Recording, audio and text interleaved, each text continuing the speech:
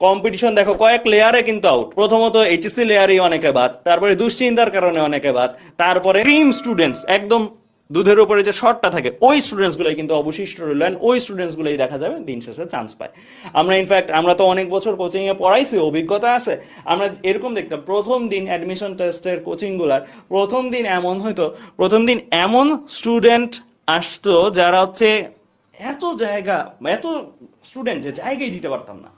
মানে দেখা যেত যে একজন আমার চেয়ারে বসতেছে, একজন এই জায়গায় বসতেছে, হাতে উপরে খাতা রেখে লিখতেছে, রাখার জায়গা নেই খাতা।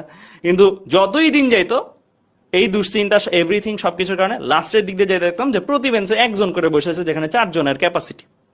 তো এই জিনিসটা কেন হয়, এই জিনিসটা কেন দেখি, ওই যে আস্তে আস্তে তারা আউট হয়ে যাচ্ছে, কম্পিটিশন বেশি, পারবো না, আমার গ্যাপ আছে, আমার রেজাল্ট ভালো হবে কিনা আমি শিওর না, বের হয়ে যাচ্ছে। অ্যান্ড লাস্ট পর্যন্ত যারা থাকে এদের থেকে চান্স পাওয়ার চান্সেস সব থেকে বেশি। অ্যান্ড আমার দেখা বেশিরভাগ সময় লাস্ট ক্লাস পর্যন্ত যারা একদম অ্যাটেন্টিভ থাকে তাদের মধ্যে বলতে পারো 100%ই চান্স পায়। কারণ এত সুযোগ আসলে আছে, কারণ একটা না হলে তার একটা আছে, একটা না হলে তার একটা আছে, প্রত্যেকটা টার্গেটই তারা রেডি করে রাখে।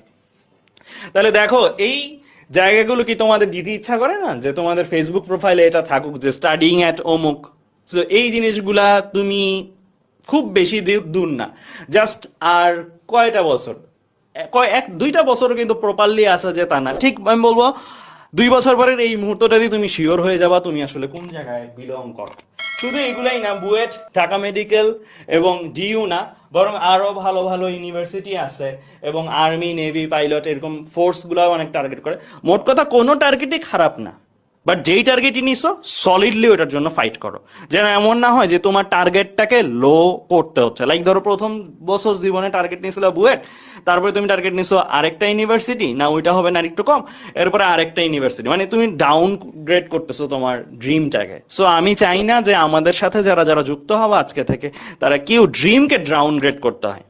ড্রিম যেটা ধরছি ওইটা শেষ করবো লাস্ট পর্যন্ত।